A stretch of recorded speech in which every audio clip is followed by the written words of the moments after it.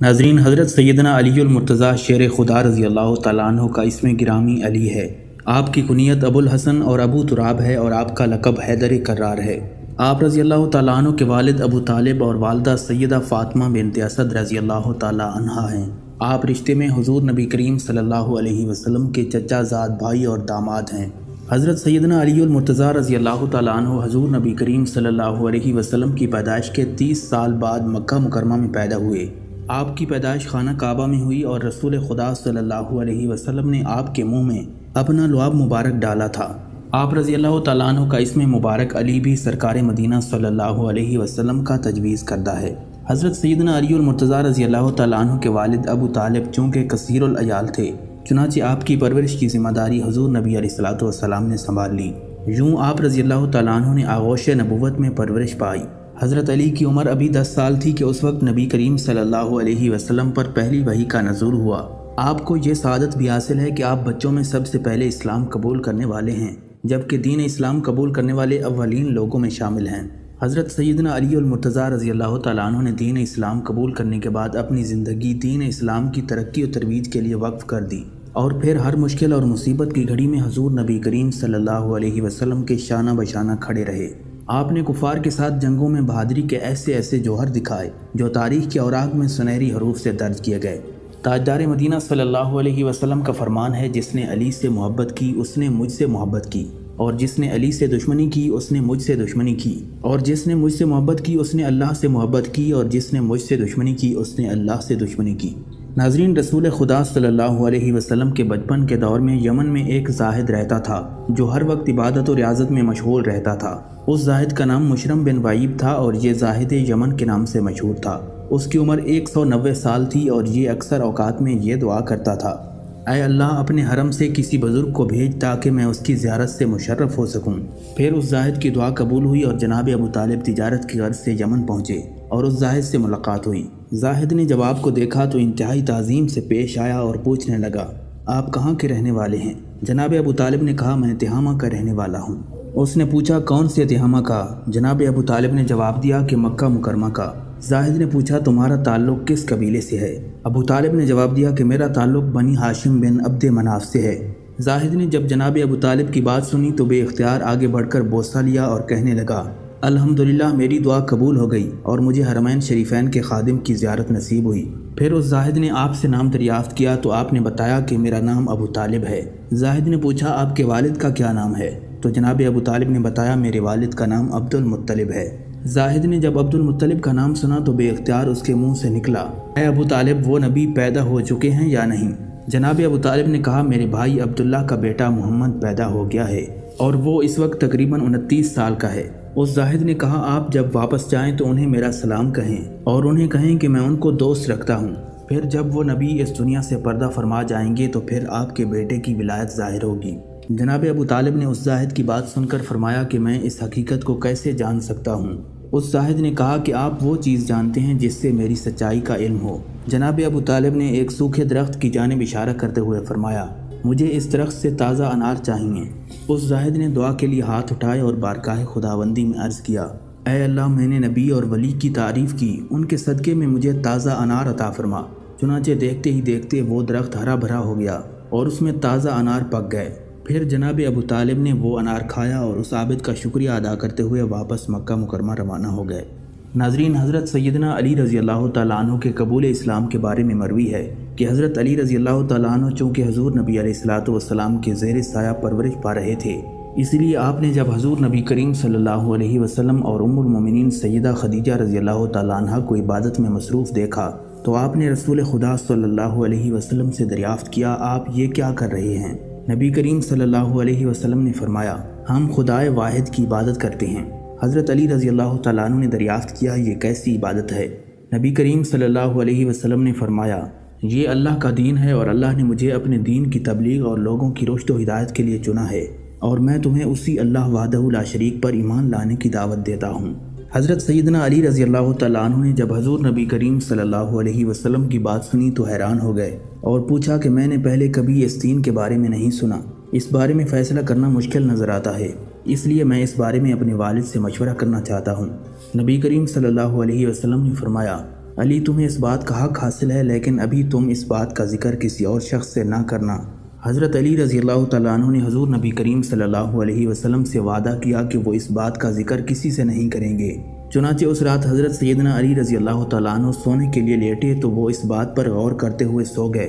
اللہ تبارک و تعالیٰ نے آپ کے قلب کو روشنی عطا فرمائی اور آپ نے اپنے والد بزرگوار سے مشورہ کیے بغیر اگلے روز نبی علیہ الصلوۃ والسلام کی خدمت اقدس میں حاضر ہو کر ان سے عرض کیا کہ مجھے دائرہ اسلام میں داخل فرما لیں۔ پھر رسول اللہ صلی اللہ علیہ وسلم نے آپ کو کلمہ توحید پڑھایا اور آپ نے اسلام قبول کر لیا۔ ناظرین، نبی اکرم صلی اللہ علیہ وسلم نے اعلان نبوت کے بعد خفیہ طور پر اپنی تبلیغ جاری رکھی اور اس عرصے میں کئی لوگ دائرہ اسلام میں داخل ہو گئے۔ 3 سال کی خفیہ تبلیغ کے بعد اللہ تبارک و تعالیٰ نے سورہ الشعراء کی آیت نازل فرمائی، جس میں نبی علیہ الصلوۃ والسلام کو اپنے قریبی رشتہ داروں کو دعوت اسلام دینے کا حکم ہوا۔ ارشاد باری تعالیٰ ہوا، اے محبوب اپنے رشتہ داروں کو آخرت کے عذاب سے ڈرائیے۔ نبی اکرم صلی اللہ علیہ وسلم نے اس فرمان کے مطابق کوہ صفا کی چوٹی پر چڑھ کر اہل مکہ کو اسلام کی دعوت دی، لیکن وہ لوگ آپ پر غصہ ہو گئے۔ پھر آپ صلی اللہ علیہ وسلم نے ایک دعوت کا انتظام کیا جس میں عبد المطلب کے سارے بیٹے مدعو کیے گئے۔ رسول اللہ صلی اللہ علیہ وسلم نے ان سب کے سامنے توحید و رسالت کا پیغام رکھا۔ نبی علیہ الصلوۃ والسلام کی اس دعوت کو سن کر بنی عبد المطلب نے منہ پھیر لیے۔ اس وقت حضرت سیدنا علی المرتضیٰ رضی اللہ تعالیٰ عنہ کھڑے ہوئے اور بلا خوف و خطر گویا ہوئے، یا رسول اللہ صلی اللہ علیہ وسلم، بے شک میں عمر میں اس وقت چھوٹا ہوں، کمزور ہوں، مگر میں آپ کی مدد کروں گا اور جو بھی آپ سے جنگ کرے گا میں اس سے جنگ کروں گا۔ حضرت علی کی یہ بات سن کر نبی علیہ الصلوۃ والسلام نے فرمایا، اے علی تو میرا بھائی اور وارث ہے۔ حضرت علی کی کمسنی اور ان کی جسمانی کمزوری کا ابو لہب نے مذاق اڑانا شروع کر دیا، لیکن وہ بدبخت آپ کی قوت روحانی کا ادراک کرنے سے قاصر تھا۔ ناظرین، جب حضور نبی کریم صلی اللہ علیہ وسلم کو مدینہ منورہ کی جانب ہجرت کرنے کا حکم ملا تو آپ نے حضرت سیدنا علی المرتضیٰ رضی اللہ تعالیٰ عنہ سے فرمایا، اے علی مجھے ہجرت کا حکم ہو گیا اور میں ابو بکر کے ساتھ مدینہ منورہ ہجرت کرنے والا ہوں۔ میرے پاس لوگوں کی جو امانتیں ہیں وہ میں تمہارے سپرد کرتا ہوں، تم ان امانتوں کو ان کے مالکوں تک پہنچا دینا۔ مشرکین مکہ آج رات مجھے قتل کرنے کا ناپاک ارادہ رکھتے ہیں، تم میری یہ چادر اوڑھ لو اور میرے بستر پر لیٹ جاؤ۔ حضرت علی رضی اللہ تعالیٰ عنہ نے نبی علیہ الصلوۃ والسلام کا فرمان سنا تو آپ نے نبی کریم صلی اللہ علیہ وسلم کی چادر اوڑھی اور بستر پر لیٹ گئے۔ پھر سرکار مدینہ صلی اللہ علیہ وسلم خاموشی کے ساتھ گھر سے نکلے اور مشرکین مکہ کو اس کی خبر تک نہ ہوئی، اور وہ رات بھر حضور نبی کریم صلی اللہ علیہ وسلم کے گھر کا محاصرہ کیے رہے، مگر صبح کے وقت انہیں خبر ملی کہ اللہ کے نبی تو یہاں سے جا چکے ہیں۔ حضرت عبداللہ ابن عمر رضی اللہ تعالیٰ عنہ سے مروی ہے، فرماتے ہیں کہ ہجرت مدینہ کے بعد نبی کریم صلی اللہ علیہ وسلم نے انصار و مہاجرین میں بھائی چارہ قائم فرمایا۔ حضرت سیدنا علی المرتضیٰ رضی اللہ تعالیٰ عنہ نے نبی کریم صلی اللہ علیہ وسلم کی خدمت میں حاضر ہو کر عرض کیا، یا رسول اللہ صلی اللہ علیہ وسلم، آپ نے تمام صحابہ کرام کے درمیان مساوات اخوت کا رشتہ قائم کیا، لیکن میرے ساتھ ایسا کچھ معاملہ نہیں کیا۔ نبی کریم صلی اللہ علیہ وسلم نے فرمایا، اے علی تم دنیا اور آخرت میں میرے بھائی ہو۔ ناظرین، حضور نبی کریم صلی اللہ علیہ وسلم کی لاڈلی صاحبزادی خاتون جنت حضرت سیدہ فاطمہ الزہرا سلام اللہ علیہا سے نکاح کے لیے حضرت سیدنا ابو بکر صدیق اور حضرت سیدنا عمر فاروق رضی اللہ تعالیٰ عنہم نے نبی کریم صلی اللہ علیہ وسلم کو پیغام بھیجا، مگر حضور علیہ الصلوۃ والسلام نے ان دونوں صحابہ کرام کو یہی جواب دیا کہ مجھے حکم الہی کا انتظار ہے۔ ایک دن حضرت سیدنا ابو بکر صدیق اور حضرت سیدنا عمر فاروق رضی اللہ تعالیٰ عنہم محو گفتگو تھے، اور گفتگو کا موضوع تھا کہ ہمارے سمیت بے شمار شرفاء نے نبی علیہ الصلوۃ والسلام کی دختر شہزادی کونین خاتون جنت سیدہ فاطمہ الزہرا رضی اللہ تعالیٰ عنہ سے نکاح کی خواہش ظاہر کی ہے، لیکن ہم میں سے کسی کو اس بارے میں مثبت جواب نہیں ملا۔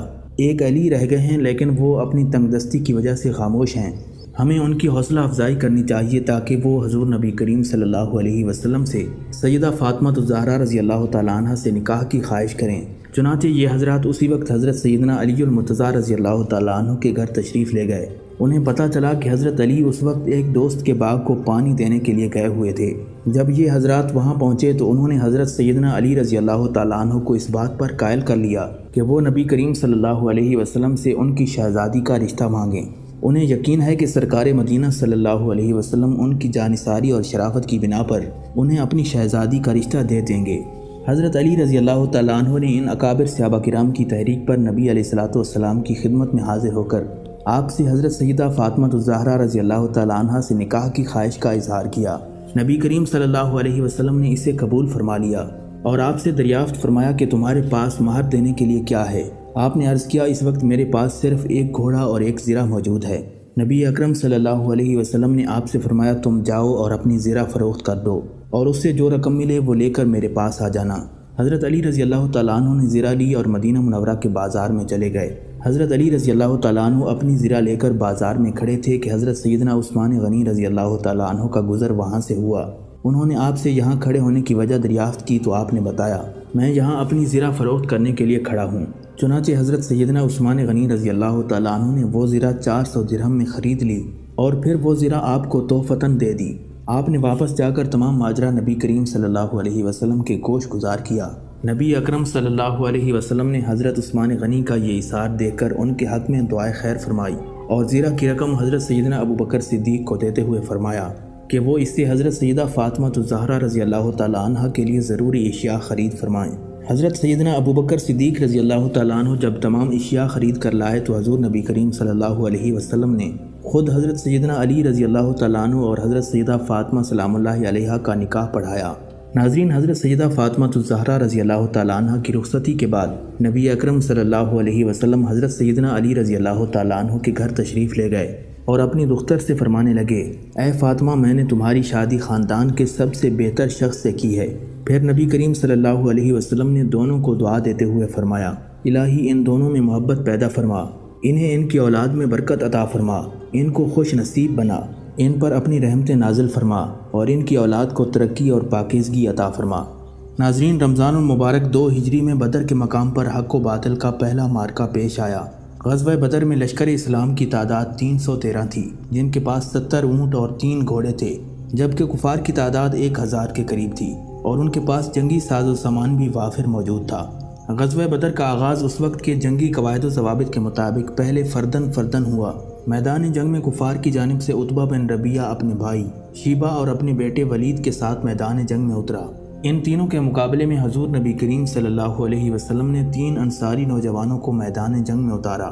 عتبہ نے ان انصاریوں کو دیکھا تو اس نے للکار کر حضور نبی کریم صلی اللہ علیہ وسلم سے کہا آپ ہمارے مقابلے میں ہمارے بھائیوں کو میدان جنگ میں بھیج دیں، جس پر نبی علیہ الصلوۃ والسلام نے ان تینوں انصاری نوجوانوں کو واپس بلایا اور حضرت سیدنا امیر حمزہ، حضرت سیدنا علی المرتضیٰ اور حضرت عبیدہ بن حارث رضی اللہ تعالیٰ عنہم کو میدان میں بھیجا۔ حضرت عبیدہ بن حارث اس وقت ضعیف تھے اور ان کی عمر اس وقت تقریباً 80 سال تھی، لیکن آپ جذبہ جہاد سے سرشار تھے۔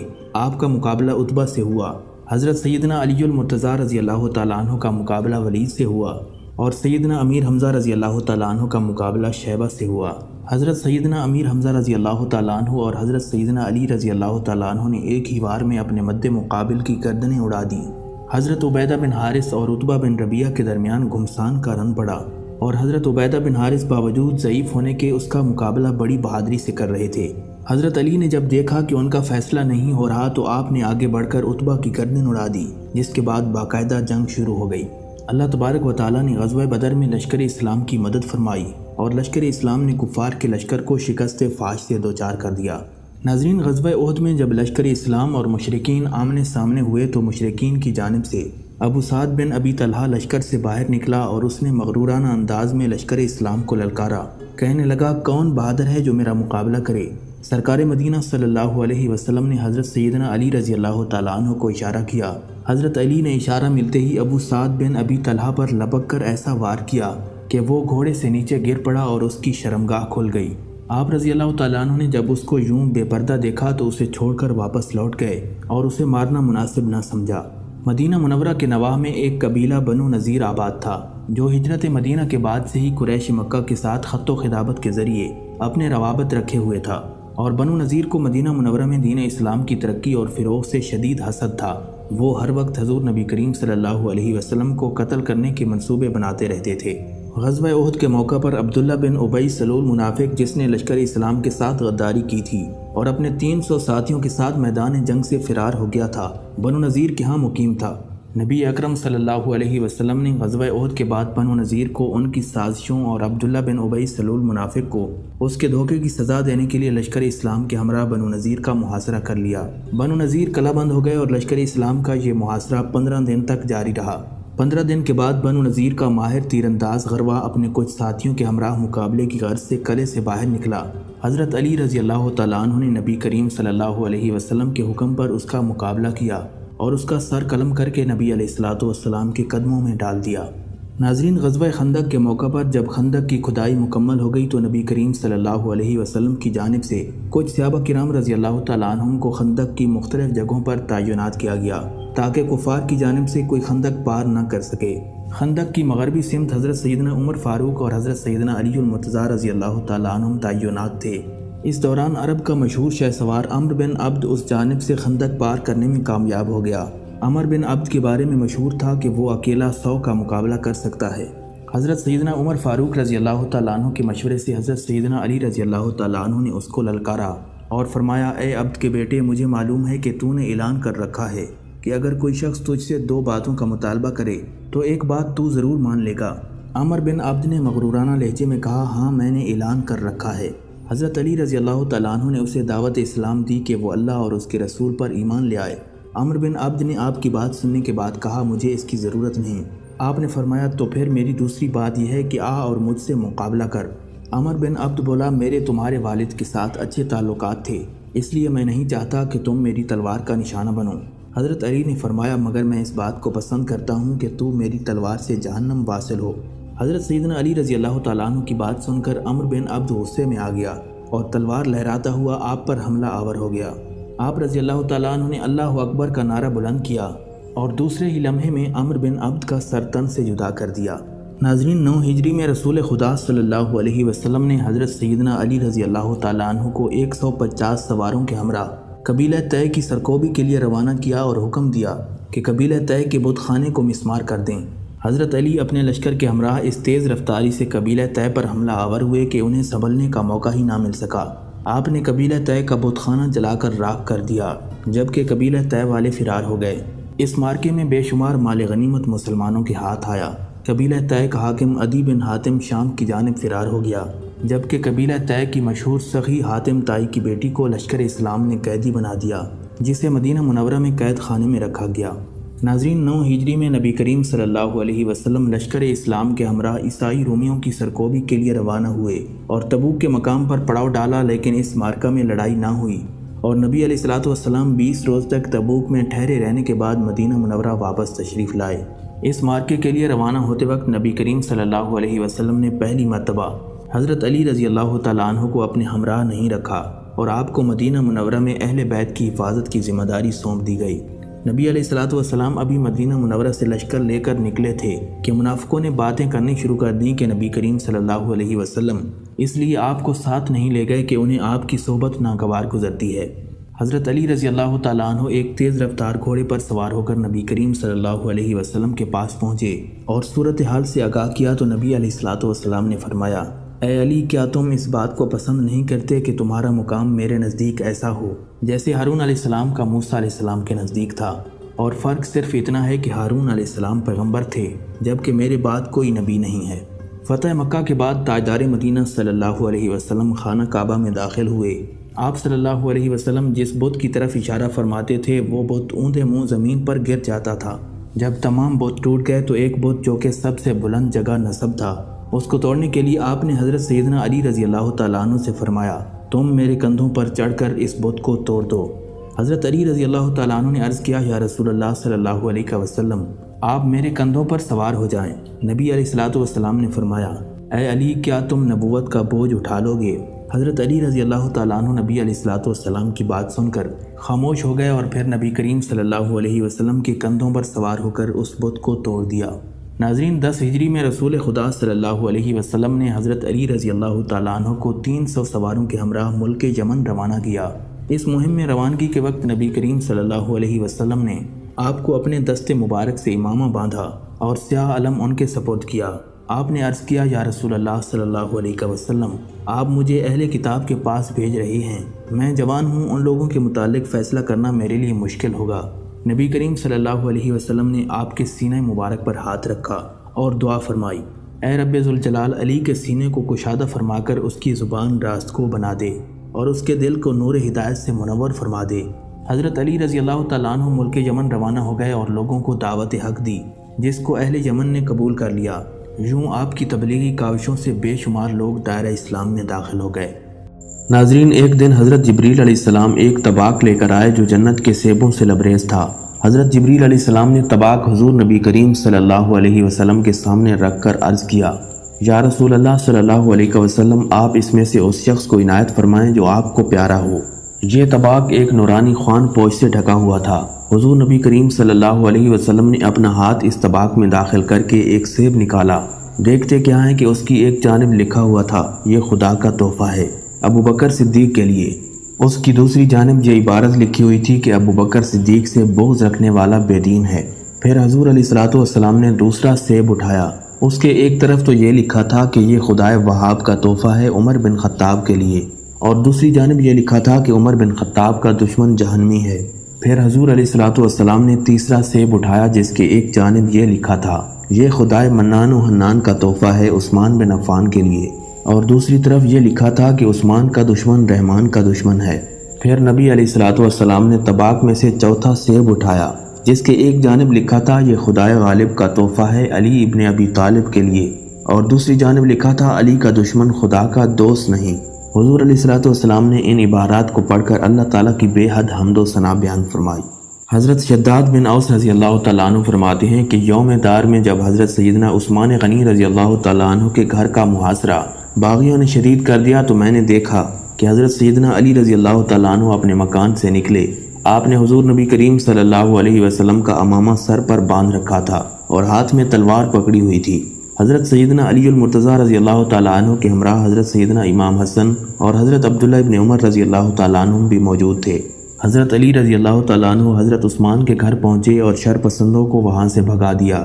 پھر حضرت علی رضی اللہ تعالیٰ عنہ نے سلام عرض کیا اور کہنے لگے، امیر المومنین، بلا شبہ حضور علیہ السلام نے یہ امر اس وقت تک حاصل نہیں کیا جب تک آپ نے اپنے ہمراہیوں سمیت ان کا مقابلہ جو شکست کھانے والے تھے نہ کر لیا، اور خدا کی قسم اس قوم کے متعلق اس کے سوا اور کوئی گمان نہیں کہ یہ آپ کو قتل کرنے والے ہیں۔ آپ ہمیں حکم دیں کہ ہم ان سے لڑیں۔ حضرت عثمان رضی اللہ تعالیٰ عنہ نے فرمایا، اے علی، تم جانتے ہو جس آدمی نے اللہ کے لیے حق کو دیکھا اور اس بات کا اقرار کیا کہ میں تمہیں قسم دے کر کہتا ہوں کہ میرے بارے میں نہ تو کسی کا خون بہایا جائے اور نہ خود کا خون بہنے دیا جائے۔ حضرت سیدنا علی رضی اللہ تعالیٰ عنہ نے ایک مرتبہ پھر آپ سے درخواست کی کہ انہیں اجازت دی جائے، لیکن حضرت سیدنا عثمان غنی نے پھر وہی جواب دیا۔ حضرت علی رضی اللہ تعالیٰ عنہ نے جب آپ کا جواب سنا تو آپ ان کے گھر سے نکلے اور یہ کہتے جاتے، اے اللہ، تو خوب جانتا ہے میں نے اپنی کوشش کی انتہا کر لی۔ پھر حضرت علی رضی اللہ تعالیٰ عنہ نماز کی ادائیگی کے لیے مسجد نبوی میں داخل ہوئے۔ لوگوں نے آپ سے امامت کے لیے درخواست کی لیکن آپ نے امامت کرانے سے انکار کر دیا اور فرمایا، میں ایسی حالت میں تمہاری امامت کروں جبکہ تمہارا امام موجود ہے اور اسے قید کر دیا جائے۔ اس کے بعد آپ نے تنہا نماز ادا کی اور گھر چلے گئے۔ آپ رضی اللہ تعالیٰ عنہ جب گھر پہنچے تو حضرت سیدنا امام حسن رضی اللہ تعالیٰ عنہ کچھ لوگوں کے ساتھ موجود تھے اور آپ کو بتایا کہ حضرت سیدنا عثمان غنی کے گھر کا محاصرہ شدید ہو گیا ہے۔ حضرت علی نے یہ سن کر فرمایا، یہ باغی انہیں شہید کر دیں گے۔ لوگوں نے پوچھا، اے ابو الحسن، آپ حضرت عثمان کو قتل کیے جانے کے بعد کس مقام پر دیکھتے ہیں؟ حضرت علی نے فرمایا، میں ان کو جنت کے باغات میں دیکھتا ہوں۔ لوگوں نے پوچھا، اے ابو الحسن، ان باغیوں کا کیا انجام ہوگا؟ حضرت سیدنا علی رضی اللہ تعالیٰ عنہ نے فرمایا، یہ سب آگ اور ذلت کے گڑھوں میں ہوں گے۔ حضرت سعد بن ابی وقاص رضی اللہ تعالیٰ عنہ فرماتے ہیں کہ حضور نبی کریم صلی اللہ علیہ وسلم مکہ مکرمہ سے واپس مدینہ منورہ تشریف لا رہے تھے۔ آپ نے غدیر خم کے مقام پر اپنے تمام صحابہ کرام کو جمع کیا اور فرمایا، تمہارا ولی کون ہے؟ صحابہ کرام نے 3 مرتبہ جواب میں کہا کہ ہمارے ولی اللہ اور اس کے رسول ہیں۔ حضور علیہ السلام نے ارشاد فرمایا، جس کا ولی اللہ اور اس کا رسول ہے اس کا ولی علی بھی ہے۔ حضرت ابو طفیل رضی اللہ تعالیٰ عنہ سے روایت ہے، حضرت سیدنا علی رضی اللہ تعالیٰ عنہ نے لوگوں کو جمع کیا اور ان سے پوچھا، تمہیں یاد ہے حضور علیہ السلام نے غدیر خم والے دن اللہ اور اس کے رسول سے میرے بارے میں کیا فرمایا تھا؟ مجمع میں 30 افراد نے بآواز بلند کہا کہ حضور علیہ السلام نے فرمایا تھا، جس کا مولا میں ہوں علی بھی اس کا مولا ہے۔ حضرت ابو ہریرہ رضی اللہ تعالیٰ عنہ سے روایت ہے، فرماتے ہیں کہ حضرت سیدنا عمر فاروق رضی اللہ تعالیٰ عنہ نے فرمایا، علی کو 3 ایسی بہترین فضیلتیں عطا کی گئیں جن میں سے ایک بھی اگر مجھے مل جاتی تو وہ میرے نزدیک دنیا سے زیادہ محبوب ہوتی۔ لوگوں نے پوچھا، وہ 3 فضیلتیں کون سی ہیں؟ حضرت عمر نے فرمایا، پہلی فضیلت یہ کہ حضور علیہ السلام نے اپنی صاحبزادی حضرت سیدہ فاطمہ الزہرا کا نکاح ان سے کیا۔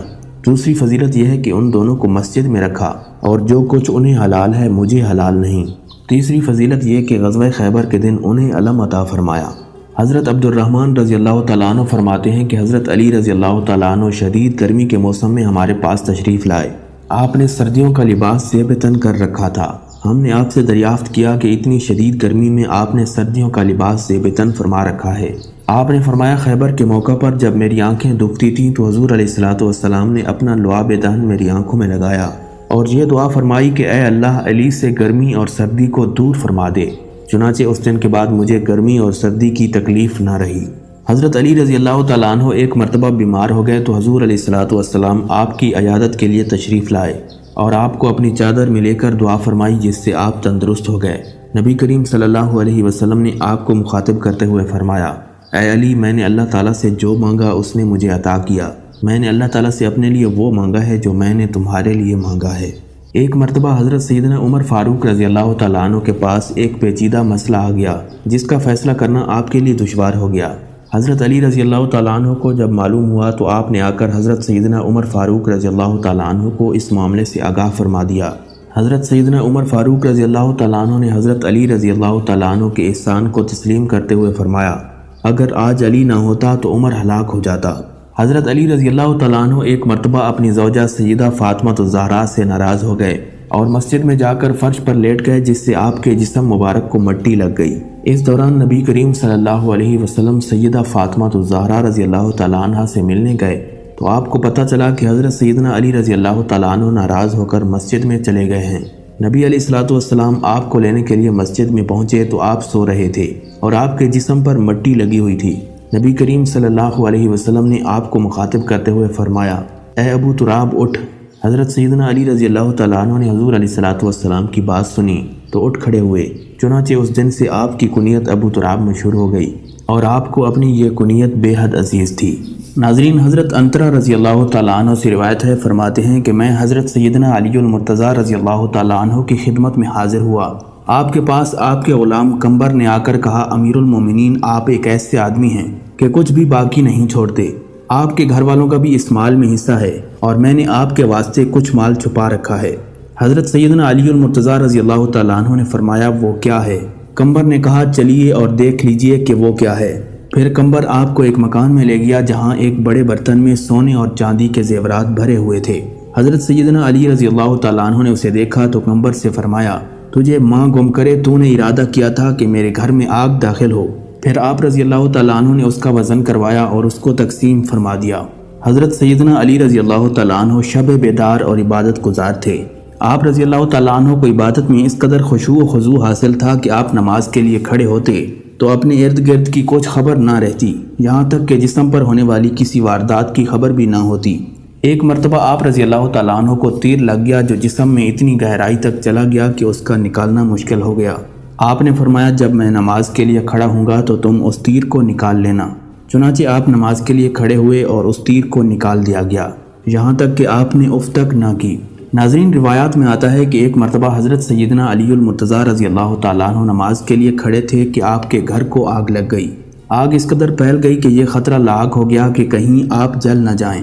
لوگ برابر آپ کو آوازیں دیتے رہے مگر آپ اپنے ارد گرد کے ماحول سے بے خبر نماز کی ادائیگی میں مصروف رہے۔ جب آپ نے نماز ختم کی تو پھر معلوم ہوا کہ آپ کے گھر کو آگ لگ گئی تھی۔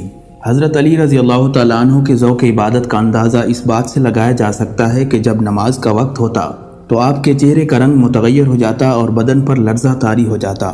ایک مرتبہ کسی نے پوچھا کہ آپ کی یہ کیفیت کیسی ہے؟ آپ نے فرمایا، یہ امانت کے ادا کرنے کا وقت ہے اور یہ وہ امانت ہے جسے زمین و آسمان بھی اٹھانے سے قاصر رہے، اور میں بھی اسی وجہ سے کانپ اٹھتا ہوں کہ کہیں میں اس امانت کا حق صحیح طریقے سے ادا نہ کر پاؤں۔ ناظرین، روایات میں آتا ہے کہ دو مسافر اکٹھے سفر کر رہے تھے۔ صبح کے وقت دونوں ایک جگہ پر کھانا کھانے کے لیے بیٹھ گئے۔ ان میں سے ایک مسافر کے پاس 5 روٹیاں تھیں جبکہ دوسرے کے پاس 3 روٹیاں تھیں۔ اس دوران ایک شخص کا گزر اس جگہ سے ہوا۔ اس نے دونوں کو سلام کیا۔ ان دونوں حضرات نے اسے کھانے کی دعوت دی، چنانچہ وہ شخص ان کے ساتھ کھانے میں شریک ہو گیا۔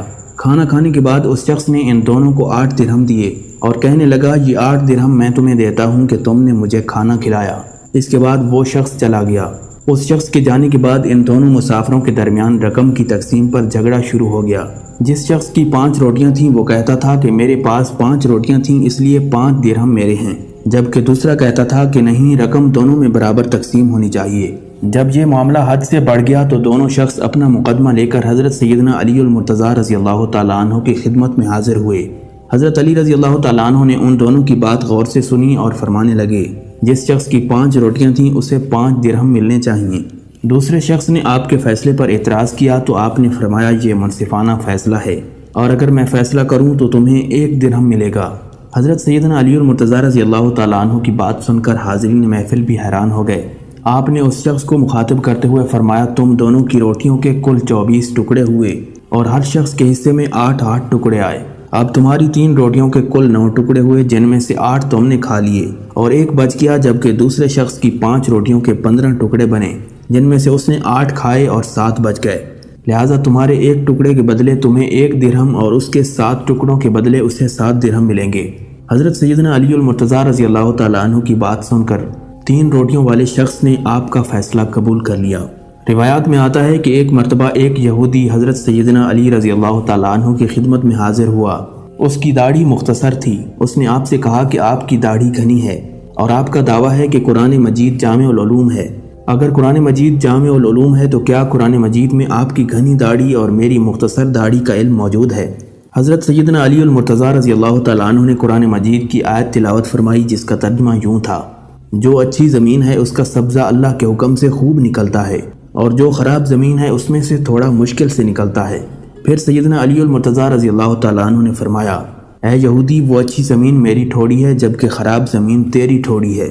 غزوہ خیبر سے واپسی پر مقام صحبہ پر حضور نبی کریم صلی اللہ علیہ وسلم نے حضرت سیدنا علی المرتضیٰ رضی اللہ تعالیٰ عنہ کی گود میں سر رکھا اور سو گئے، یہاں تک کہ سورج غروب ہو گیا۔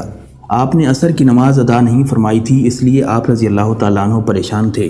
حضور نبی کریم صلی اللہ علیہ وسلم کی آنکھ کھلی تو آپ نے حضرت سیدنا علی المرتضیٰ رضی اللہ تعالیٰ عنہ کو پریشان دیکھ کر اس پریشانی کی وجہ دریافت کی تو آپ نے بتایا کہ میری عصر کی نماز فوت ہو گئی ہے۔ حضور نبی علیہ الصلوۃ والسلام نے اللہ تعالیٰ کے حضور دعا کی اور سورج پلٹ آیا، پھر آپ نے نماز عصر ادا فرمائی۔ حضرت علی رضی اللہ تعالیٰ عنہ کو جب حضور نبی کریم صلی اللہ علیہ وسلم نے یمن بھیجا تو آپ کے پاس ایک انتہائی مشکل مقدمہ آیا، جس میں ایک عورت پیش ہوئی جس نے 1 ماہ کے اندر 3 مردوں کے ساتھ خلوت کی تھی۔ اب اس کے ہاں بچے کی ولادت ہو گئی تھی۔ حضرت سیدنا علی رضی اللہ تعالیٰ عنہ نے اس بچے کی دیت کے 3 حصے کیے اور پھر قرعہ ڈالا تو وہ قرعہ جس شخص کے نام نکلا آپ نے وہ بچہ اس شخص کے حوالے کر دیا، جبکہ باقی دونوں اشخاص کو دیت کے 3 حصوں کے 2 حصے کر کے دے دیے۔ نبی علیہ الصلوۃ والسلام کو جب آپ کے اس فیصلے کی خبر ہوئی تو آپ مسکرا دیے۔ ناظرین، ایک مرتبہ حضرت سیدنا علی المرتضیٰ رضی اللہ تعالیٰ عنہ اپنے دونوں شہزادوں حضرت سیدنا امام حسن اور حضرت سیدنا امام حسین رضی اللہ تعالیٰ عنہ کے ہمراہ خانہ کعبہ میں موجود تھے۔ آپ نے ایک شخص کو گڑ گڑا کر مناجات کرتے ہوئے سنا جو بارگاہ خداوندی میں زار و قطار روتے ہوئے کہہ رہا تھا، الہی تو تاریکیوں اور اندھیروں میں بے چین دلوں کی دعائیں سنتا ہے، تو بیماروں کی تکلیف دور فرماتا ہے۔ اے حرم کعبہ کے مالک، تو کبھی نہیں سویا جبکہ تیرے گھر کے ارد گرد رہنے والے تمام سو گئے۔ الہی تیری ذات پاک کی امیدیں لے کر مخلوق تیرے حرم میں اکٹھی ہوتی ہے، میری خطا کو بھی معاف فرما، اور تیرے سوا کون نعمتوں کی بارش کرنے والا ہے۔ حضرت سیدنا علی رضی اللہ تعالیٰ عنہ نے اس شخص کو اپنے پاس بلایا تو وہ شخص آپ کے پاس حاضر ہوا۔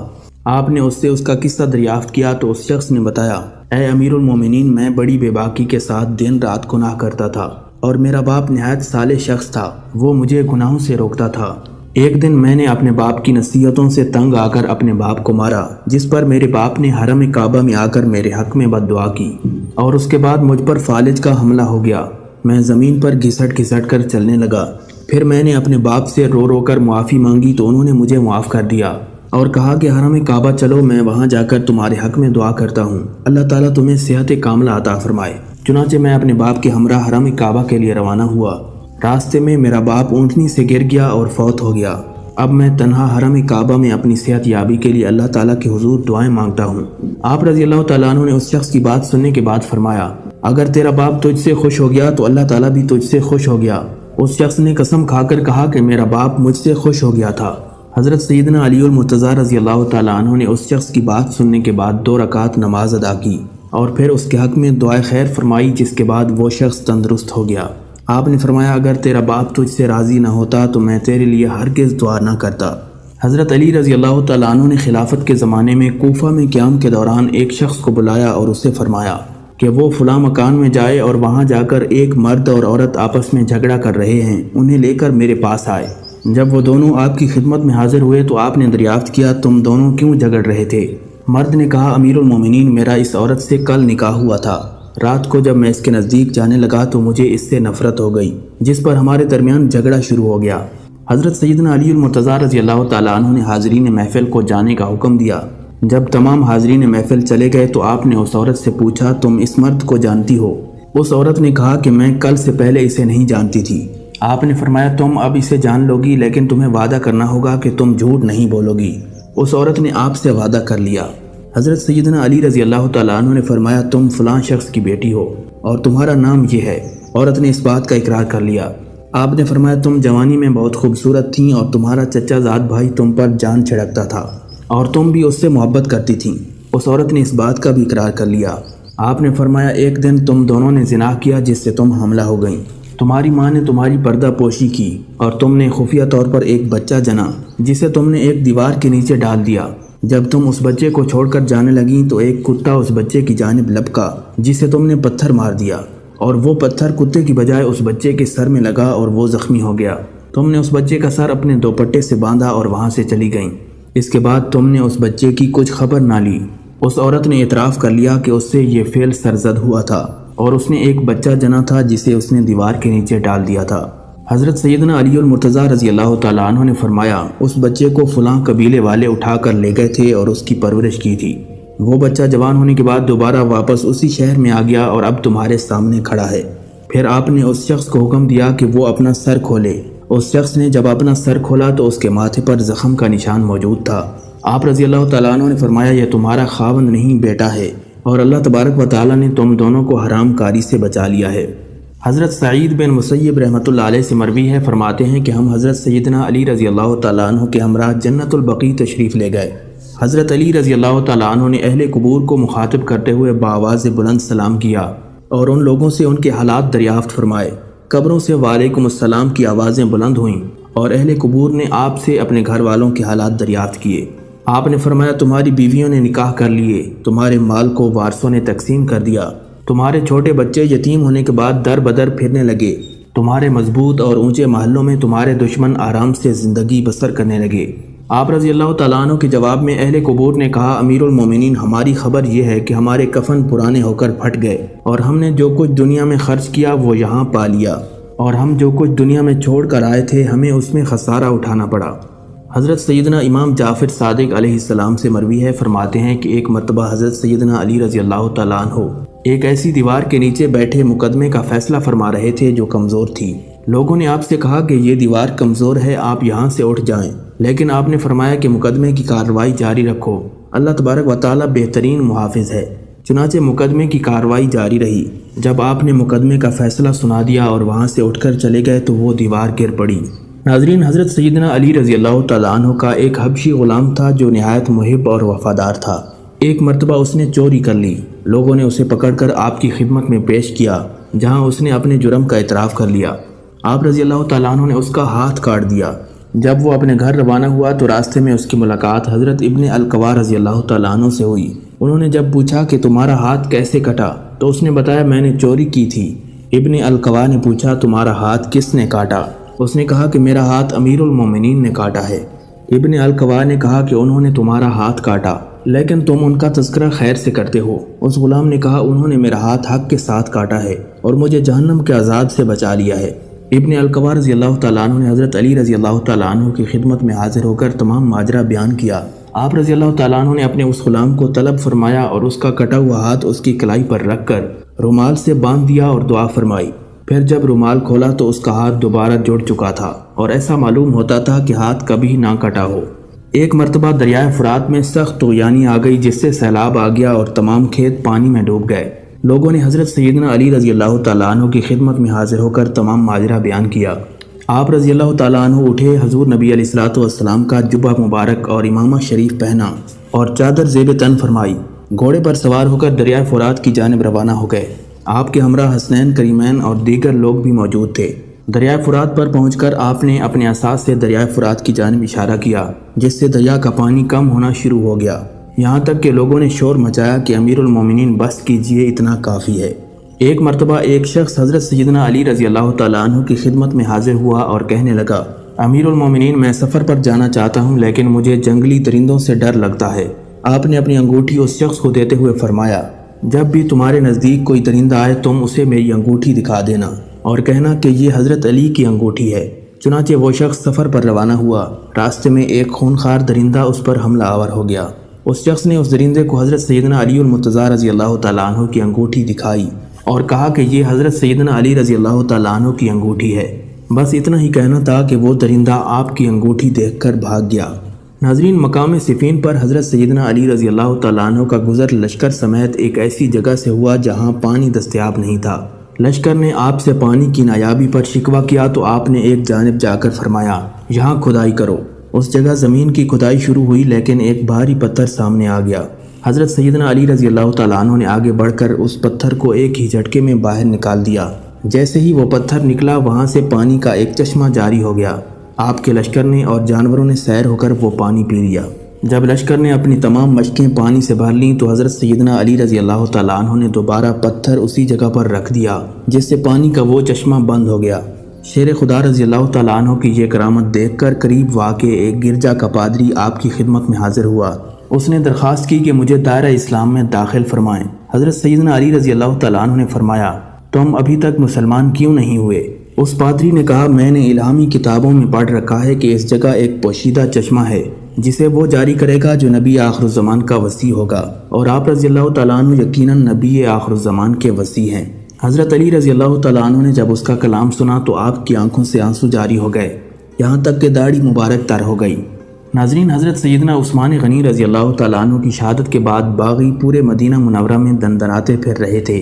اس دوران انصار و مہاجرین کا ایک گروہ حضرت سیدنا علی رضی اللہ تعالیٰ عنہ کی خدمت میں حاضر ہوا اور آپ کو خلیفہ بننے کا مشورہ دیا۔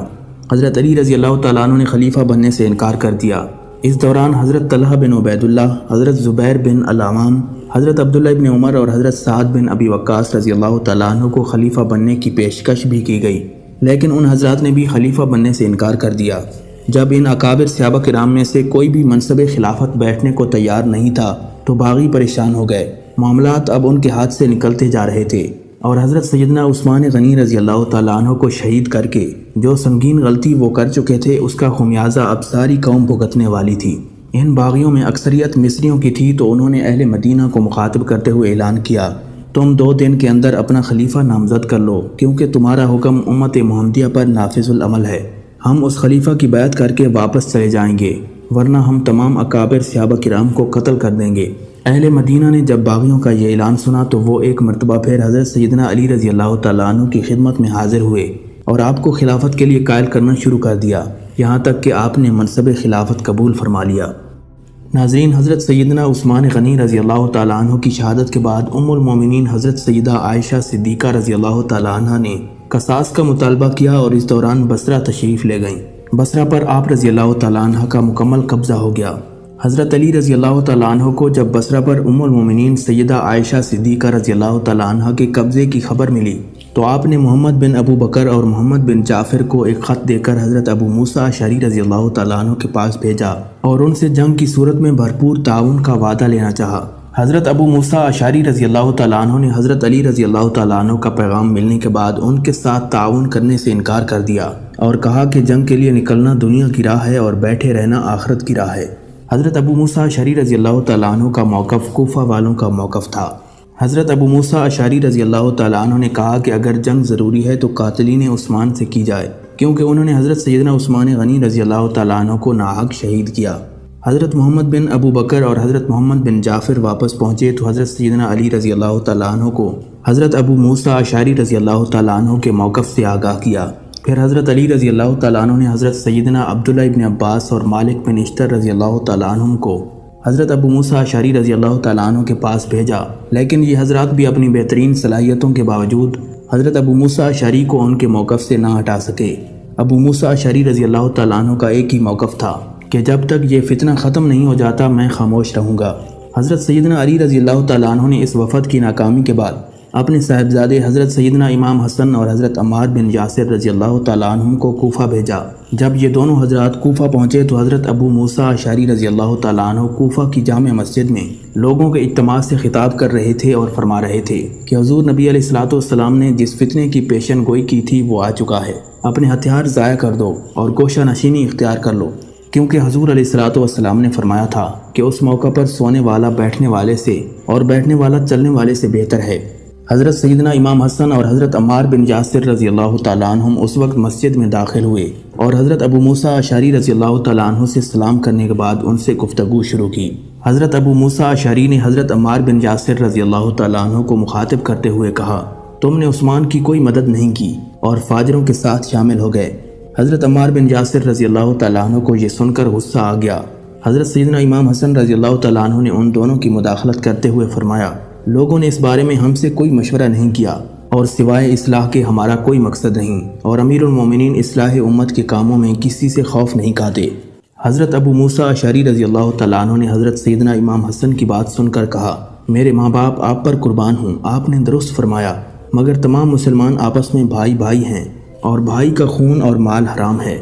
کوفہ کے لوگ حضرت سیدنا امام حسن رضی اللہ تعالیٰ عنہ کی بہت عزت و توقیر کرتے تھے، اس لیے اہل کوفہ کو حضرت سیدنا امام حسن رضی اللہ تعالیٰ عنہ کے آنے سے ان کی جانب رغبت ہو گئی۔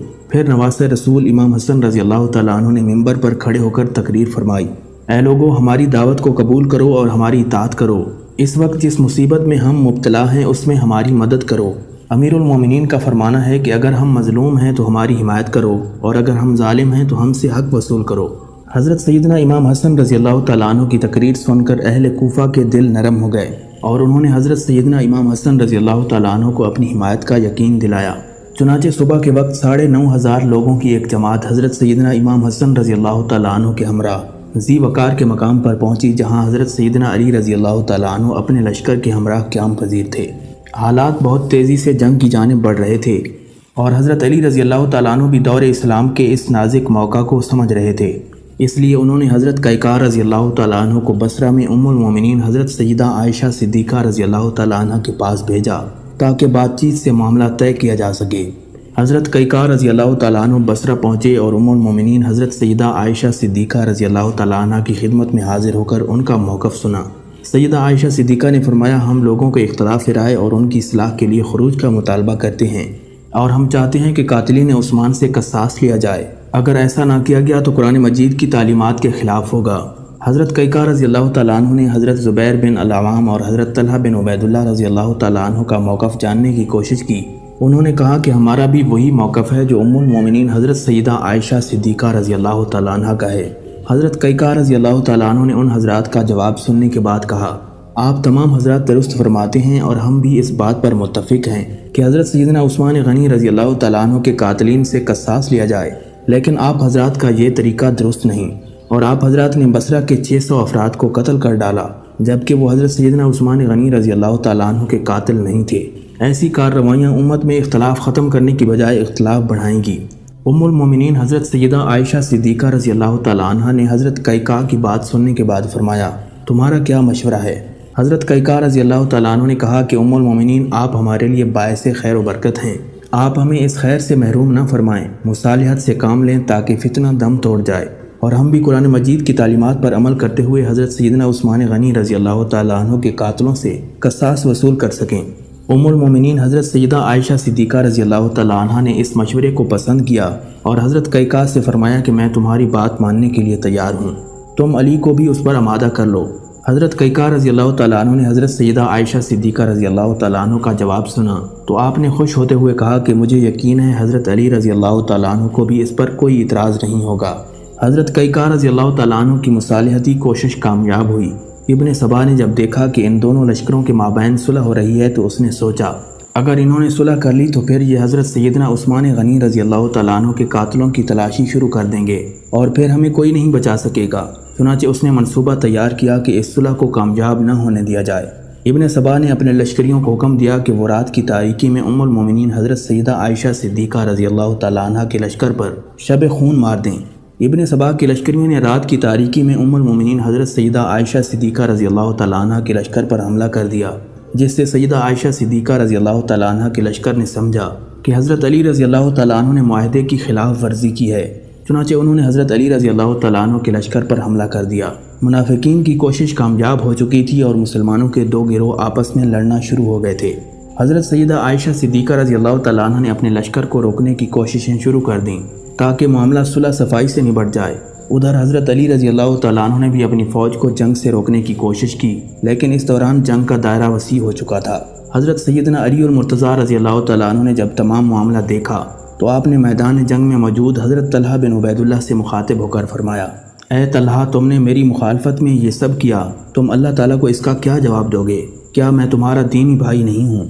کیا تم پر میرا اور مجھ پر تمہارا خون حرام نہیں ہے؟ حضرت طلحہ بن عبید اللہ رضی اللہ تعالیٰ عنہ نے کہا، کیا آپ نے حضرت سیدنا عثمان غنی رضی اللہ تعالیٰ عنہ کے قتل میں سازش نہیں کی؟ حضرت سیدنا علی رضی اللہ تعالیٰ عنہ نے فرمایا، اللہ تعالیٰ بہتر جانتا ہے اور اس کی لعنت قاتلین عثمان پر ہے۔ حضرت طلحہ کے انکار کے بعد حضرت سیدنا علی رضی اللہ تعالیٰ عنہ نے حضرت زبیر بن العوام کو مخاطب کرتے ہوئے فرمایا، اے زبیر، تمہیں وہ دن یاد ہے جب حضور نبی کریم صلی اللہ علیہ وسلم نے تم سے پوچھا تھا کیا تم علی کو دوست رکھتے ہو؟ تم نے کہا تھا ہاں یا رسول اللہ صلی اللہ علیہ وسلم۔ پھر نبی علیہ الصلوۃ والسلام نے ارشاد فرمایا تھا، تم ایک دن علی سے ناحق لڑو گے۔ حضرت زبیر بن العوام رضی اللہ تعالیٰ عنہ نے جب حضرت سیدنا علی رضی اللہ تعالیٰ عنہ کی بات سنی تو آپ کی آنکھوں میں آنسو آ گئے اور آپ نے فرمایا، اے ابو الحسن، اگر آپ مجھے یہ بات مدینہ منورہ میں یاد دلاتے تو میں ہرگز آپ کے مقابلے کے لیے نہ نکلتا۔ اس تمام گفتگو کے بعد حضرت زبیر بن العوام رضی اللہ تعالیٰ عنہ اس جنگ سے علیحدہ ہو گئے۔ آپ نے اپنے صاحبزادے حضرت عبداللہ ابن زبیر رضی اللہ تعالیٰ عنہ کو بھی حکم دیا، لیکن انہوں نے جنگ سے کنارہ کشی اختیار کرنے سے انکار کر دیا۔ حضرت زبیر بن العوام رضی اللہ تعالیٰ عنہ میدان جنگ سے علیحدہ ہو کر تنہا بصرہ روانہ ہو گئے۔ راستے میں احنف بن قیس کے لشکر کا ایک بدبخت عمرو بن جرموز آپ کے تعاقب میں روانہ ہو گیا۔ آپ نے اس سے دریافت کیا کہ تو میرے ساتھ کیوں آتا ہے؟ اس نے کہا، مجھے آپ سے ایک مسئلہ پوچھنا ہے۔ آپ نے فرمایا، میں نماز کی ادائیگی کے بعد تیرے سوال کا جواب دوں گا۔ یہ کہہ کر آپ نماز کے لیے کھڑے ہو گئے اور اس بدبخت نے آپ کو شہید کر دیا اور حضرت سیدنا علی رضی اللہ تعالیٰ عنہ کی خدمت میں حاضر ہوا۔ حضرت علی رضی اللہ تعالیٰ عنہ کو جب خادم نے عمرو بن جرموز کے آنے کی خبر دی تو آپ نے فرمایا، اس بدبخت کو جہنم کی بشارت کے ساتھ اندر آنے کی اجازت دو۔ عمرو بن جرموز جب حضرت سیدنا علی رضی اللہ تعالیٰ عنہ کی خدمت میں حاضر ہوا تو آپ نے اس کے ہاتھ میں حضرت زبیر بن العوام کی تلوار دیکھ کر فرمایا، اے بدبخت، یہ وہ تلوار تھی جو عرصہ دراز تک حضور نبی کریم صلی اللہ علیہ وسلم کی حفاظت فرماتی رہی۔ عمرو بن جرموز نے جب حضرت سیدنا علی رضی اللہ تعالیٰ عنہ کا کلام سنا تو آپ کو بھی برا بھلا کہنا شروع کر دیا اور پھر اپنے پیٹ میں تلوار مار کر خودکشی کر لی۔ حضرت زبیر بن العوام رضی اللہ تعالیٰ عنہ کی میدان جنگ سے علیحدگی کے بعد حضرت طلحہ بن عبید اللہ رضی اللہ تعالیٰ عنہ بھی سوچ میں پڑ گئے کہ انہیں بھی میدان جنگ چھوڑ دینا چاہیے۔ ابھی آپ رضی اللہ تعالیٰ عنہ اسی سوچ میں گم تھے کہ مروان بن حکم نے آپ کو تیر مارا جس سے آپ شدید زخمی ہو گئے۔ حضرت طلحہ بن عبید اللہ رضی اللہ تعالیٰ عنہ کو اسی حالت میں بصرہ لے جایا گیا جہاں آپ بہت زیادہ خون بہہ جانے کی وجہ سے وصال فرما گئے۔ حضرت کعب رضی اللہ تعالیٰ عنہ جو کہ ام المومنین حضرت سیدہ عائشہ صدیقہ رضی اللہ تعالیٰ عنہ کے اونٹ کی مہار پکڑے ان کی حفاظت کر رہے تھے تو حضرت سیدہ عائشہ صدیقہ رضی اللہ تعالیٰ عنہ نے انہیں حکم دیا کہ وہ قرآن مجید پکڑ کر اس بات کا اعلان کریں کہ ہمیں قرآن مجید کا فیصلہ منظور ہے، تم بھی قرآن مجید کا فیصلہ منظور کر لو۔ حضرت کعب رضی اللہ تعالیٰ عنہ نے اپنی جان کی پرواہ کیے بغیر اعلان کرنا شروع کر دیا۔ ابن سبا نے جب دیکھا کہ حالات ایک مرتبہ پھر قابو میں آنے والے ہیں تو اس نے اپنے ساتھیوں کو تیروں کی بارش کرنے کا حکم دے دیا، جس سے ام المومنین حضرت سیدہ عائشہ صدیقہ رضی اللہ تعالیٰ عنہ کے بے شمار جانثار شہید ہو گئے۔ ام المومنین حضرت سیدہ عائشہ صدیقہ رضی اللہ تعالیٰ عنہ کی حفاظت کرنے والے باری باری شہید ہوتے جا رہے تھے۔ حضرت علی رضی اللہ تعالیٰ عنہ نے جب دیکھا کہ جنگ میں کمی کی بجائے شدت آتی جا رہی ہے تو آپ نے سوچا کہ اگر کسی طرح جنگ نہ روکی گئی تو بہت سے اکابر صحابہ کرام شہید ہو جائیں گے۔ چنانچہ آپ رضی اللہ تعالیٰ عنہ نے آگے بڑھ کر حضرت سیدہ عائشہ صدیقہ رضی اللہ تعالیٰ عنہ کے اونٹ کی کونچیں کاٹ ڈالیں جس سے ناکا نیچے گر پڑا۔ آپ نے حضرت محمد بن ابی بکر کو حکم دیا کہ تم اپنی ہمشیرہ اور ام المومنین حضرت سیدہ عائشہ صدیقہ کی حفاظت کرو تاکہ انہیں کچھ نقصان نہ پہنچے۔ چنانچہ حضرت محمد بن ابو بکر نے حضرت سیدہ عائشہ صدیقہ رضی اللہ تعالیٰ عنہ کو اٹھایا اور عماری کے مقام پر تشریف لے گئے جہاں قریب کوئی دوسرا شخص موجود نہیں تھا۔ سیدہ عائشہ صدیقہ رضی اللہ تعالیٰ عنہ کے اونٹ کے بیٹھتے ہی جنگ کا زور کم ہونا شروع ہو گیا اور کچھ دیر بعد جنگ ختم ہو گئی۔ جنگ کے ختم ہوتے ہی حضرت علی رضی اللہ تعالیٰ عنہ ام المومنین حضرت سیدہ عائشہ صدیقہ رضی اللہ تعالیٰ عنہ کی خدمت میں حاضر ہوئے اور ان سے حال دریافت کیا۔ بعد ازاں دونوں فریقین کے مابین صلح کا معاہدہ طے پایا۔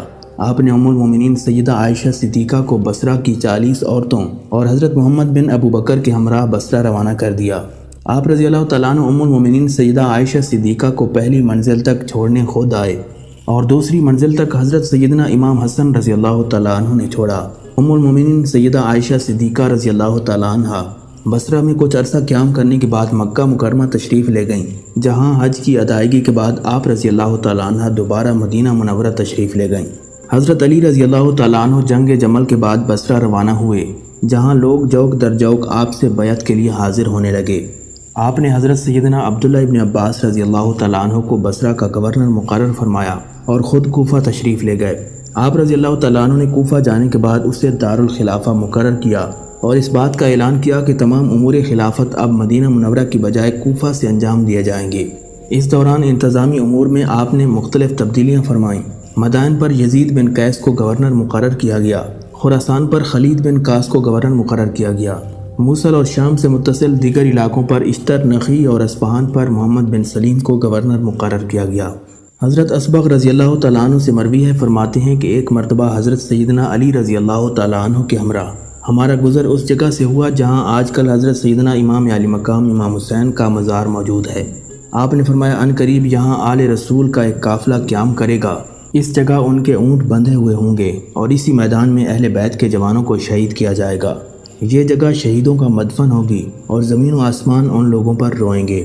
حضرت علی رضی اللہ تعالیٰ عنہ کی خدمت میں ایک شخص رہتا تھا جو آپ کی خبریں آپ کے مخالفین کو پہنچاتا تھا اور جاسوسی کا کام انجام دیتا تھا۔ ایک دن آپ نے اس سے فرمایا تو میری خبریں میرے دشمنوں کو پہنچاتا ہے۔ اس نے انکار کر دیا اور قسمیں کھانا شروع کر دیں۔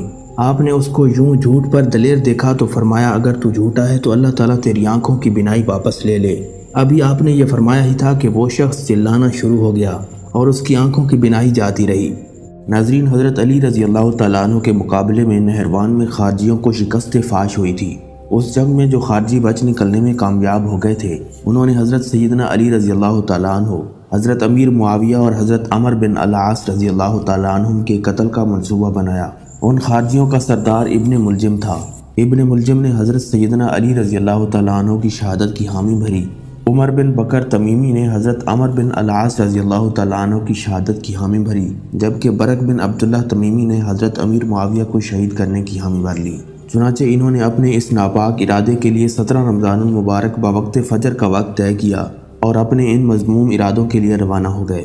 ناظرین، حضرت سیدنا علی رضی اللہ تعالیٰ عنہ پر قاتلانہ حملے کے لیے ابن ملجم کوفہ پہنچا۔ ابن ملجم مصر کا رہنے والا تھا اور اس نے کوفہ جا کر اپنے حامیوں کو اکٹھا کرنا شروع کر دیا جو نہروان میں بچ گئے تھے۔ اس دوران اس نے اپنا راز کسی سے بیان نہ کیا۔ ایک دن اس کی ملاقات شبیب بن شجرہ سے ہوئی جو اسے اپنے مطلب کا آدمی لگا۔ ابن ملجم نے جب اسے اپنے منصوبے سے آگاہ کیا تو اس نے ابن ملجم کو برا بھلا کہنا شروع کر دیا، لیکن ابن ملجم نے اسے لالچ دے کر اپنے ساتھ شامل کر لیا۔ اس دوران ابن ملجم کی نظر بنو تمیم کی ایک حسین دوشیزہ پر پڑی اور وہ اسے دیکھتے ہی اس پر مر مٹا۔ اس حسینہ نے ابن ملجم کو پہچان لیا اور اس کو اپنے پاس بلایا۔ ابن ملجم جب اس کے پاس پہنچا تو اس نے اس شرط پر ابن ملجم سے نکاح کی حامی بھری کہ وہ اسے 3000 درہم، ایک غلام، ایک لونڈی اور حضرت سیدنا علی رضی اللہ تعالیٰ عنہ کا کٹا ہوا سر مہر میں دے گا تو وہ اس سے نکاح کر لے گی۔ ابن ملجم نے کہا اسے آخری شرط منظور ہے، باقی کی شرائط وہ پوری کرنے پر قادر نہیں۔ بنو تمیم کی اس دوشیزہ نے حامی بھری۔ ابن ملجم نے اس دوشیزہ سے کہا کہ وہ اسے اپنے قبیلے کا کوئی قابل اعتماد آدمی دے تاکہ وہ اپنے اس منصوبے کو پایہ تکمیل تک پہنچا سکے۔ اس دوشیزہ نے وردان نامی ایک شخص کو ابن ملجم کے ساتھ کر دیا۔ 17 رمضان المبارک بروز جمعہ فجر کے وقت ابن ملجم اپنے دونوں ساتھیوں شبیب اور وردان کے ہمراہ جامع مسجد کوفہ پہنچا۔ یہ تینوں لوگ مسجد کے ایک کونے میں چھپ گئے۔ جس وقت حضرت علی رضی اللہ تعالیٰ عنہ نماز فجر کے لیے تشریف لائے تو اس وقت شبیب نے آگے بڑھ کر حضرت سیدنا علی رضی اللہ تعالیٰ عنہ پر پہلا وار کیا۔ شبیب کے بعد ابن ملجم آگے بڑھا اور اس نے آپ پر دوسرا وار کر دیا۔ وردان نے یہ دیکھا تو بھاگ کھڑا ہوا۔ شبیب بھی وار کرنے کے بعد بھاگ نکلا جبکہ ابن ملجم پکڑا گیا۔ وردان نے جب اس کا ذکر اپنے دوستوں سے کیا تو انہوں نے اسے قتل کر دیا۔ حضرت سیدنا علی المرتضیٰ رضی اللہ تعالیٰ عنہ نے اپنے بھانجے حضرت ام ہانی کے بیٹے حضرت جودہ رضی اللہ تعالیٰ عنہ کو نماز پڑھانے کا حکم دیا۔ اس دوران سورج طلوع ہو چکا تھا۔ لوگ آپ کو زخمی حالت میں گھر لے گئے۔ ابن ملجم کو آپ کی خدمت میں پیش کیا گیا تو آپ نے اس بدبخت سے پوچھا کہ تجھے کس چیز نے مجھے مارنے پر آمادہ کیا؟ ابن ملجم نے آپ کے سوال کو نظر انداز کرتے ہوئے کہا، میں نے اس تلوار کو 40 دن تک تیز کیا اور اللہ سے دعا کی کہ اس سے وہ شخص مارا جائے جو خلق خدا کے لیے شر کا باعث ہو۔ حضرت سیدنا علی المرتضیٰ رضی اللہ تعالیٰ عنہ نے فرمایا، میں دیکھ رہا ہوں کہ تو اس تلوار سے مارا جائے گا۔ اس کے بعد آپ نے حاضرین محفل بالخصوص اپنے فرزند حضرت سیدنا امام حسن کو مخاطب کرتے ہوئے فرمایا، اگر میں جاں بر نہ ہو سکا تو تم قصاص کے طور پر اسی تلوار کے ایک ہی بار سے اسے قتل کر ڈالنا۔ حضرت سیدنا امام حسن رضی اللہ تعالیٰ عنہ نے جب والد بزرگوار حضرت سیدنا علی رضی اللہ تعالیٰ عنہ کو زخمی حالت میں دیکھا تو رو پڑے۔ آپ نے پوچھا، اے حسن تو کیوں روتا ہے؟ امام حسن نے عرض کیا، والد بزرگوار میں اس بات پر کیوں نہ روؤں کہ آپ دنیا کے آخری دن اور آخرت کے پہلے دن میں ہیں۔ آپ نے فرمایا، میرے پیارے بیٹے، میری 4 باتوں کو یاد رکھنا، یہ تمہیں کبھی نقصان نہیں پہنچائیں گی۔ نمبر 1، تمام دولت سے زیادہ بڑی دولت عقل ہے۔ نمبر 2، سب سے بڑی محتاجی حماقت ہے۔ نمبر 3، سب سے زیادہ وحشت خود بینی ہے۔ نمبر 4، سب سے بہتر چیز اخلاق حسنہ ہے۔ 4 باتیں مزید یہ ہیں کہ خود کو احمق کی دوستی سے بچانا، کیونکہ وہ تیرے ساتھ نفع کا ارادہ کرے گا اور نقصان پہنچائے گا۔ اپنے آپ کو جھوٹوں کی دوستی سے بچانا، کیونکہ وہ دور کے لوگوں کو تجھ سے قریب کر دے گا اور قریب کے لوگوں کو تجھ سے دور کر دے گا۔ اپنے آپ کو بخیل کی دوستی سے بچانا، کیونکہ وہ تجھ سے اس چیز کو دور کر دے گا جس کی تجھے زیادہ ضرورت ہوگی۔ اپنے آپ کو فاسق کی دوستی سے بچانا، کیونکہ وہ تجھے معمولی شے کی خاطر بیچ دے گا۔ حضرت سیدنا علی المرتضیٰ شیر خدا کرم اللہ وجہہ الکریم کا جب وقت وصال قریب آیا تو آپ نے اپنے صاحبزادوں کو طلب فرمایا اور ان سے یہ وصیت فرمائی، میرے بیٹو، میں تمہیں اللہ تعالیٰ سے ڈرنے کی نصیحت کرتا ہوں۔ میرے بعد تم دنیا کی محبت میں مبتلا نہ ہو جانا، کسی دنیاوی شے کے حصول میں ناکامی پر افسوس نہ کرنا، حق بات کہنا اور حق کا ساتھ دینا، مظلوموں کی امداد کرنا، یتیموں کے ساتھ حسن سلوک سے پیش آنا، ظالم کی حمایت نہ کرنا اور بے کسوں کو سہارا دینا، قرآن مجید سے ہدایت لیتے رہنا اور اللہ تعالیٰ کے احکامات کی روشنی میں ملامت کرنے والوں کی ملامت کرنے سے نہ ڈرنا۔ پھر آپ نے اپنے دونوں بیٹوں کو وصیت کرتے ہوئے فرمایا، اپنے بھائی محمد کے ساتھ حسن سلوک سے پیش آنا اور اس کے ساتھ عفو درگزر سے کام لینا۔ حضرت سیدنا علی المرتضیٰ رضی اللہ تعالیٰ عنہ نے اپنے بچوں کو وصیت کرنے کے بعد کلمہ پڑھا اور اپنی جان مالک حقیقی کے سپرد کر دی۔ آپ رضی اللہ تعالیٰ عنہ نے 21 رمضان المبارک 63 ہجری کو اس جہان فانی سے کوچ فرمایا۔ حضرت سیدنا علی المرتضیٰ رضی اللہ تعالیٰ عنہ کو امام حسن، امام حسین اور حضرت عبداللہ ابن جعفر رضی اللہ تعالیٰ عنہ نے غسل دیا۔ امام حسن رضی اللہ تعالیٰ عنہ نے آپ کی نماز جنازہ پڑھائی اور آپ کو دارالامارت کوفہ میں سپرد خاک کیا گیا۔ بعض روایات کے مطابق حضرت سیدنا علی رضی اللہ تعالیٰ عنہ کو کوفہ کی جامع مسجد میں مدفون کیا گیا، جبکہ کچھ روایات کے مطابق آپ کو کوفہ سے 17 کلومیٹر دور دفن کیا گیا۔